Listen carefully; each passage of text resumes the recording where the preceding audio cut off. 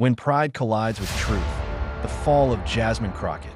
It was a humid evening in Fort Worth, Texas, one of those nights when the air seemed to shimmer with both anticipation and tension. At a crowded human rights campaign fundraiser held in a grand, glass-walled hall, the atmosphere buzzed with high expectations. In the center of it all stood Representative Jasmine Crockett, a first-term Democrat known for her fiery speeches and unapologetic style. Dressed in a bold red blazer that screamed confidence, she commanded the stage with a presence that left no room for mediocrity. That night, as the audience mingled and the soft hum of polite conversation filled the room, Jasmine launched into what would become one of the most controversial moments of her political career. Midway through a passionate rant about Governor Greg Abbott's stance on LGBTQ rights, she delivered a cutting line that would echo through digital corridors for days to come. With a smirk playing on her lips, she said, "Governor Hot Wheels wants to roll over everyone's freedom." The remark was meant to be a wry, provocative jab at Abbott's policies, but it took an unexpected turn when she mocked a disabled man in a wheelchair, an offhand comment that painted a target on her back. For a fleeting moment, the room fell silent. Some attendees exchanged uneasy glances, while a few awkward claps punctuated the heavy pause. Yet, before anyone could fully grasp the gravity of her words, the clip of her remark went viral. Within hours, Twitter exploded with reactions. Hashtags like #HotWheelsGate and #CrockettControversy trended relentlessly. News anchors debated live on air, and digital pundits dissected every nuance of that 20-second clip. In a modest office in Fairfax, Virginia, Kash Patel, an old-school operator with a legal background and a reputation for being both strategic and surgical, watched the chaos unfold on a muted screen. Unlike the cacophony outside, Patel's office was quiet, almost eerie, as he listened intently. To him, Crockett's comment wasn't just an isolated misstep. It was the latest in a long line of reckless, divisive rhetoric that turned serious political issues into performance art. Patel had been tracking Crockett's career for months and knew her style all too well. A blend of bold defiance and stubborn pride that often left little room for accountability. Taking a deep breath, Patel quietly began to compile his notes. He recalled earlier incidents, a careless insult during a school board meeting where Crockett snapped at a concerned parent, accusing them of being on the payroll of hate. Each moment, when taken together, painted a troubling pattern. Over the next few days, Patel worked methodically, gathering archived clips, internal emails from her press team, and public statements that all pointed to one thing.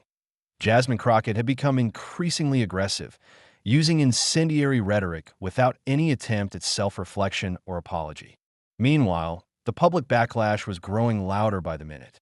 In downtown Dallas, a conservative veteran named Bruce Halterman, who had lost both legs in Iraq, recorded an impassioned video from his wheelchair, calling out Crockett for her cruelty. "You don't attack a man's dignity, you attack his ideas," he said, his voice cracking with emotion. His raw, unfiltered video garnered millions of views, adding fuel to the already raging firestorm on social media. At the same time, in a bustling cafe in Brooklyn, a group of young women huddled around a smartphone, watching the viral clip. "This is a wake-up call," one whispered, her eyes wide with indignation. "We fought for our voices to be heard, not for us to be mocked." Their discussion was a microcosm of a larger national debate. Was Crockett's behavior an acceptable expression of political passion, or was it a dangerous betrayal of the very values she once championed? As the controversy deepened, Jasmine Crockett's own campaign headquarters in Washington, D.C. grew increasingly tense. Inside a cramped conference room with frosted windows, her inner circle gathered: campaign manager Lane Corbin, press relations head Mia Granger, and speechwriter Leon Haskins. Phones buzzed relentlessly, and hushed voices filled the air. "We need to address this now," Lane urged, his tone laced with urgency. "If we don't pivot, this isn't just a tweet. It could cost you your seat next year." But Crockett, staring out at the drizzly Washington morning, remained stubbornly silent. Her defiant pride had become her armor, even as it threatened to isolate her from the very voters who had once believed in her boldness. Back in Patel's office, the seasoned operator continued his work with quiet determination. He methodically reviewed every available source: old panel discussions, campus interviews, even Reddit threads where Crockett's past jabs have been archived. One clip in particular caught his attention: an offhand remark during a school board hearing where she dismissed a parent's concerns with biting sarcasm.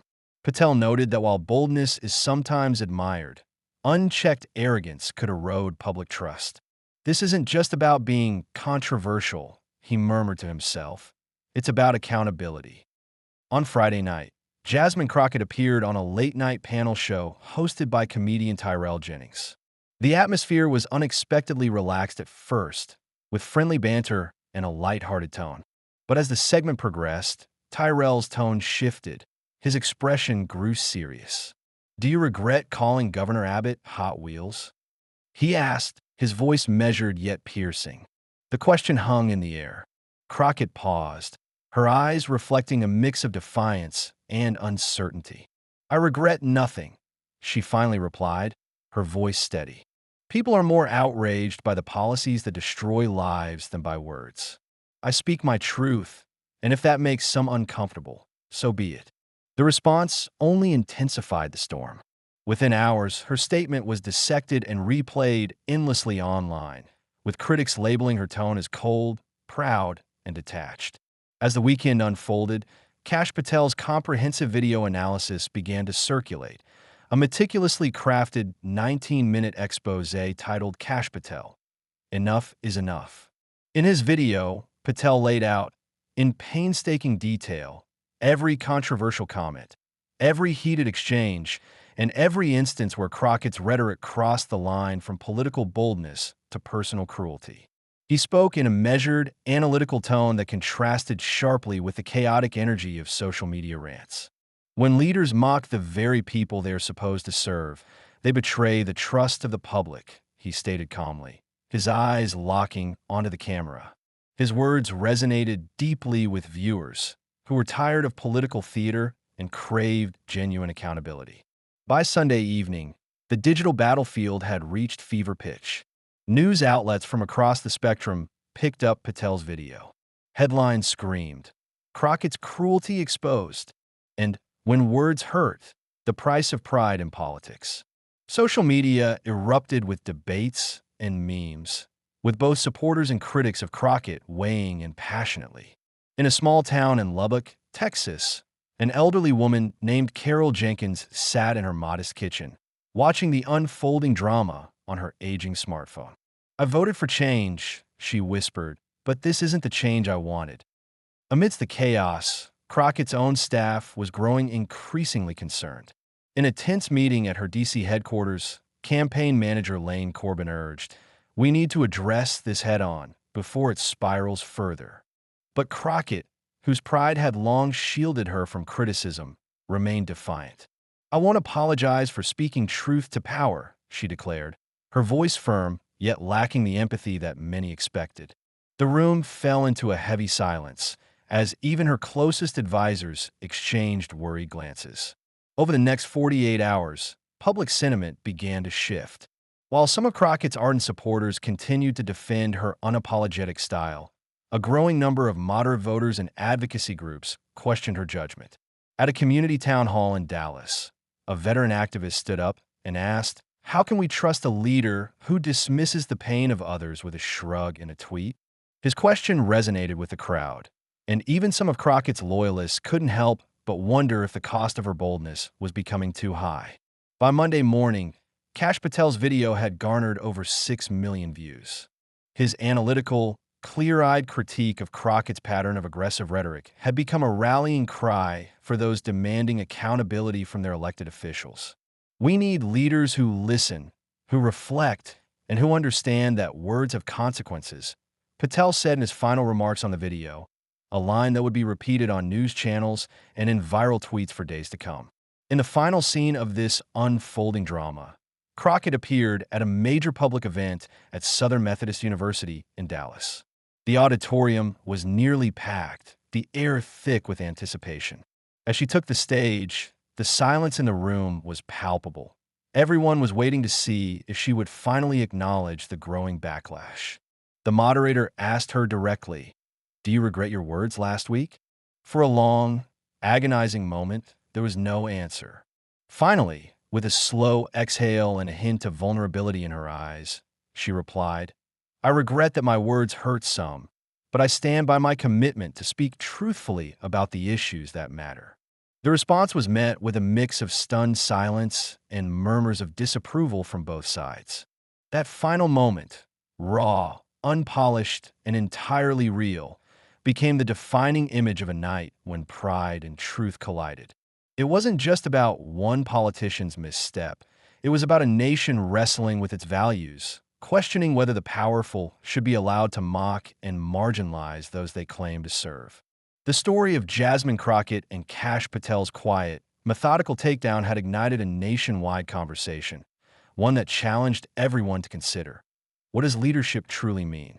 And when the cost of pride is human dignity, who pays the ultimate price? If this story moves you, share it with someone who believes that true leadership demands accountability and empathy.